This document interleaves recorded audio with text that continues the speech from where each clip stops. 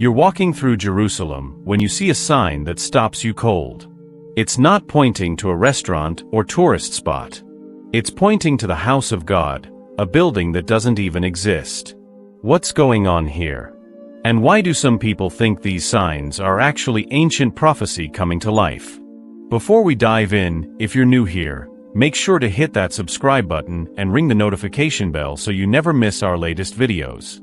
These mysterious signs are popping up all over Jerusalem, and they've got people talking. Some say it's just activists stirring up trouble, but others believe we're watching biblical prophecy unfold in real time. And if they're right, what's happening in Jerusalem could change everything. If you're finding this as fascinating as I am, go ahead and hit that like button if you want to spread God's truth. Let me show you why this matters way more than you think. First, you need to understand why this is such a big deal. Almost 3,000 years ago, King Solomon built an incredible temple in Jerusalem, covered in gold and said to hold God's actual presence. But the Babylonians destroyed it in 586 BC.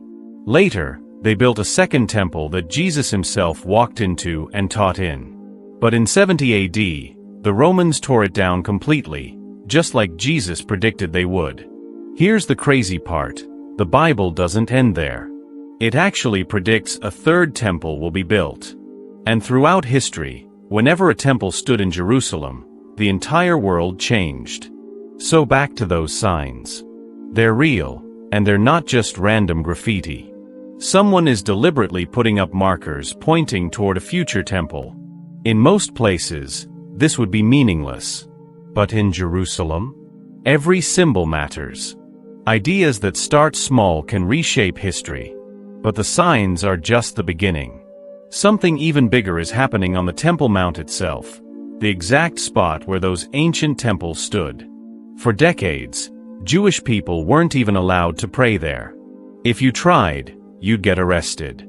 But that's changing. Recently, high-ranking Israeli officials have gone to the Temple Mount and prayed publicly. Thousands of people joined them. And nobody got arrested. This was basically forbidden territory, and now it's becoming normal. Meanwhile, there's an organization in Jerusalem called the Temple Institute that's been doing something incredible for over 30 years. They're building every single sacred object that would be needed if the temple was rebuilt tomorrow. The golden menorah? Built and ready. The priests' special garments? Woven and waiting. They've even identified and trained men from the ancient priest families to perform the rituals. But here's the part that's got the whole world's attention. They might have found the red cow. The Bible says you need a perfect red cow for temple purification ceremonies. For thousands of years, nobody could find one. But cattle breeders in Israel and America have been working together, and they've got a candidate. If this cow stays perfect until maturity, it could be the final piece they need. Think about this: the sacred objects are built, the priests are trained, and they might even have the red cow. According to these people, the only thing missing is permission to build. So how could a Jewish temple actually get built when there are already Muslim holy sites there? Experts see three possible scenarios. Scenario 1: Israel just decides to do it despite massive opposition. This would almost certainly trigger conflict on a scale we've never seen, but impossible things have happened in Israel's history before. Scenario 2: it happens through a peace agreement. International leaders broker a deal that allows both religions to share the Temple Mount. To the world, it looks like incredible diplomacy. But biblical prophecy warns that this kind of peace doesn't last. Scenario 3: this is the scary one. The temple gets built, but it becomes the center of the greatest deception in history. The Bible warns about someone called the Antichrist who will eventually set himself up in God's temple and demand worship.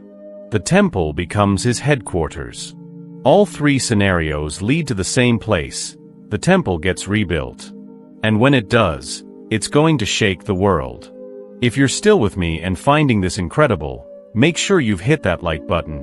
We're just getting to the most mind-blowing part. Here's what most people don't realize. For the first time in 2,000 years, all the pieces are coming together at once.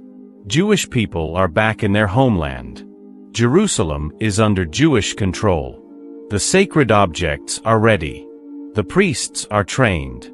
Political conditions could make construction possible. And now there are even street signs pointing the way.